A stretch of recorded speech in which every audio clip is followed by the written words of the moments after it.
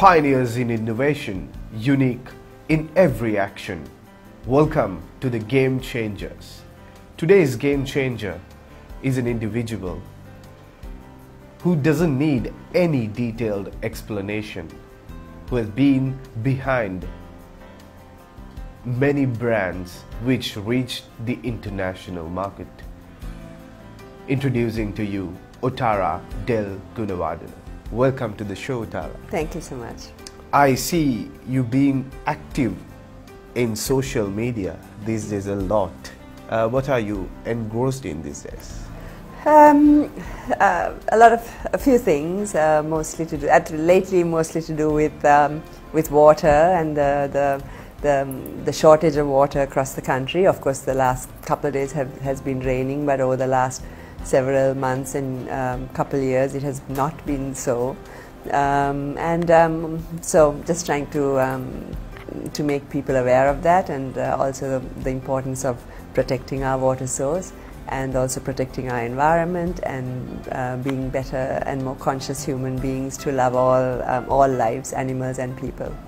I see that you are also like feeding animals these days. Like, it's so pleasant to see every morning. So something about that as well. Yeah, all animals, they also feel hunger just like we do. They have the same feelings. We just choose not to acknowledge it or to see it. And I think it's really important in the time that we are at now that we start realizing that all lives are important, and that we are only good humans if we can live together in harmony with all the animals on our planet as well. That's something interesting. We wish you all the very best and all success in what you're doing. When we talk about Otara's childhood and your school, university, we see a lot of posts all around the web. My question is basically your childhood, your school life and university.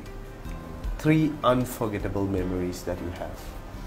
Could you please tell? Always, probably, my childhood was very free, and I was not a great student, like studying for exams and things, and also the results were quite pathetic, honestly, but right throughout it was my whole passion for animals, for the environment, and my passion to do well in sports, in dance, in sort of those areas were really what I was most interested in. And in childhood? Yeah, during my childhood. Just to interrupt you for a second, what was your first pet? My first pet was a dog, of course, and then I had a lot of pets like squirrels and ducks and chickens and rabbits and a lot. And, this is in Colombo? In Colombo, yes. I live in the central Colombo, and our house was so full of animals all the time. A lot of them I used to treat and release back, like the squirrels who would fall from trees, and so I did it even then. And I must say that my parents never discouraged me to do that. They always encouraged me to do that, and I think it has been. For that I'm ever grateful for that, because I see now quite a lot of children speak to me about how their parents won't let them have a pet or let them do what they love to do. So I think that's really not quite sad, and it should not be that way. Coming back to the previous question, a memory that you will never forget in your school and in your university studies, which was abroad. I can't think of one particular incident, but I guess during school it was, a lot of my time used to be in sports, so I used to do well in in high jump and hurdles, and I used to love the sports meets, and then I did a bit for Sri Lanka as well. So I guess that is what's most in my what I remember the most as being so exciting and loving what I did. And in the university, I studied biology, so it used to be probably the trips out to see into the kind of the wilderness of America to enjoy nature and to understand more about it, and that's what I used to love.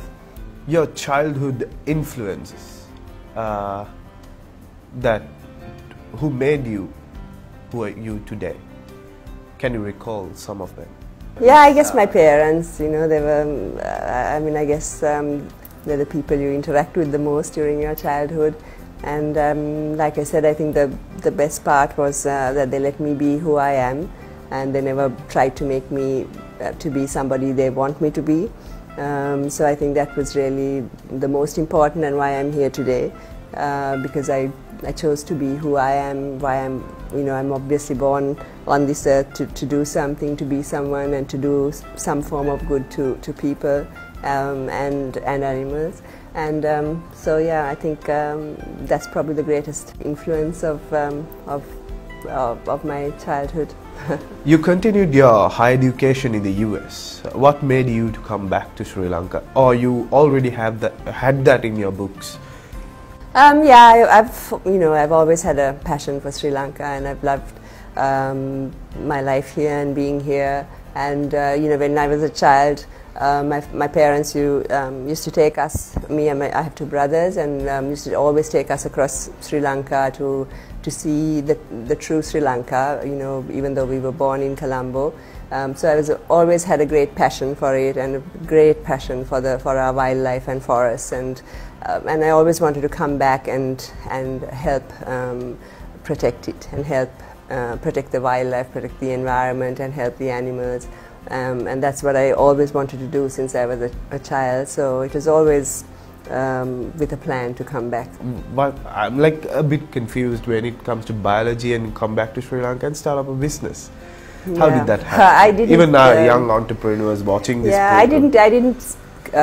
I didn't want to start a business. I actually wanted to find a way to earn money to help the animals and the wildlife and the environment of Sri Lanka. That is why I started doing what I did to raise money to do that, and that's really why I started making T-shirts to sell it and to earn money to help the elephants and the leopards, and so that was the beginning of it. So really the root of my life and my passion has never changed, even though I was in business for several years, and still am in some form. That's something interesting. Do you have a role model, any specific? I think you have answered this question a lot, but how have they inspired you?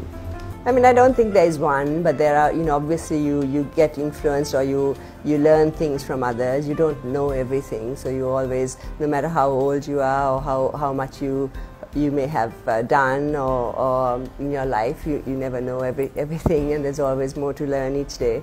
So over the years it has varied with where I'm at, from my childhood to being those who lived in the wild and helped protect animals and the forests, and to those in business, to Mother Teresa, to different people. So I can't really say it's one person, and I think that's how it should be, because different people have different areas of strength, and that can influence and help you grow as well.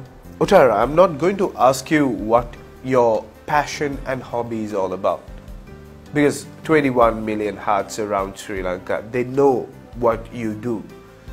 But my question is, how do you make what you love to do to pay your bills? I mean, I think that's what your life should be, really, always. You should always live your life doing what is really your true passion, and I think that's when you really are successful in achieving what you want to achieve, and also more people benefit, and also I think that's when you are at your best, because when you always do things that you're not really keen to do, or really it's not your greatest interest, it's always half-hearted. It's never your full your full self that you give into it. So always, I mean, in my life, my passion and my greatest loves have always been what I've done in my life, from sports to animals to then fashion and then business and back again to the animals and the environment. So I think it's really important that you identify what it is, because I think we're all born on this earth to do good. We're all not born on this earth just to better ourselves, because I think that's not what life is about. And so So I think I think you need to identify what is it that you do that can benefit thousands or as many people or as many lives as possible. Since you spoke about sports, how does sports come into play in business in a girl's or a lady's perspective? I mean, you know, my sports was during my school time, and you know, when I was you know, when I was in Why school. I asked this question was because there are a lot of girls out there around Sri Lanka who are facing this issue where they don't continue what they do. For an example, I came across a weightlifter in Polonnaruwa. She is excelling in weightlifting, but she had to stop her Olympic dreams because of this culture that they have built around. So I think that's why, like what I said earlier, was it's really important for the parents to, for your parents to ensure that you do what your heart is telling you to do, and because if you don't, you really change the life of a person and make them someone who's really not who they are, and then you know lots of other issues happen after that, you know, like sadness, and really you don't enjoy your life or love what you do as much. So I think it's really important to let a person follow their passion. Of course, you can give advice or guide them, and it's up to them if they want to use that or not. But I think it's really important that you know, we're born only once. We're born to be who we are. We're not born to be who someone else thinks you should be. So I think it's really important that you let people be who they are. Society today, day in, day out, we are always bombarded with things to tell us who we should be, not who we really are. And you know, you need to dress like that, act like that, talk like that, buy this, buy that. And you know, you don't really need any of that. You just have to be who you are and believe in your beliefs and not get sidelined or you know, brainwashed by what's being shown to us every day. Be who you are, says Otara Gunewardene. Today's game changer. That's what Game Changers is all about. Stay tuned. We'll be back with a short commercial break.